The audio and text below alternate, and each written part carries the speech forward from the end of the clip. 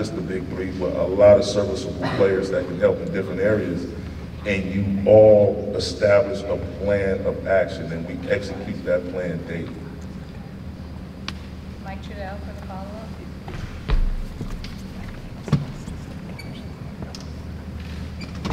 Darvin, just wanted to ask you about your time here with Kobe and kind of also playing against him, but getting to know him, how that impacted you, especially when you were an assistant and you spent all that time in the practice court across the street with him.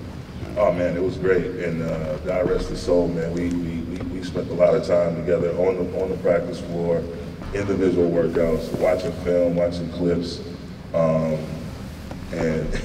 if I could go back and forth with him and have him disagree with me and then double back and tell me I was right, we all know how stubborn he was, man. It's just, it just gave me a wealth of confidence, man, in myself as a coach. And you know, just seeing him and him sharing with me the different ways he saw the game, but just, and even with Russ, LeBron, AD, all these guys, Giannis, Chris Middleton, Drew Holiday, all these guys I've been, Al Horford, Paul Millsap, these guys I've been able to coach and be around and learn from them. It's a two-way street. It's not just this coach that thinks he knows it all and he's just barking orders. No, you have to be able to, again, to collaborate, communicate, and understand each other, and not your way or my way, but what's the best way to go forward? What's the best plan for all of us? So Kobe was right, you know, at the forefront of that in my own development as a coach. You know, just the workouts we would do on the court, the type of film we would watch, dinners that we've had just offline, just getting away from it all. Like,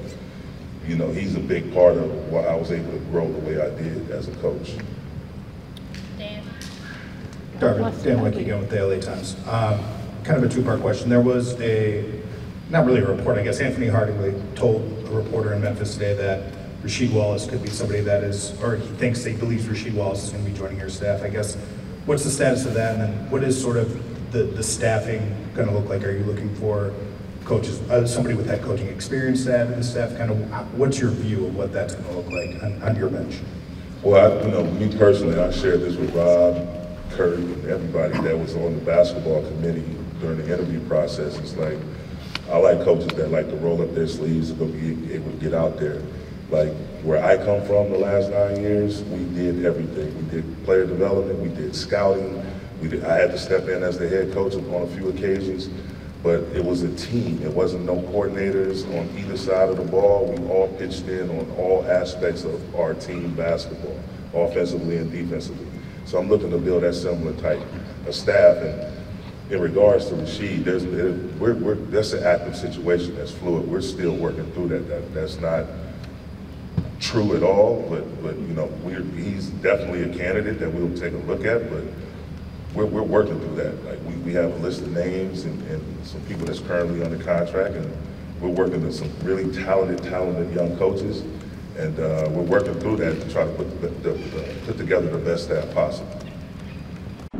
Let's get ready for HoopJab.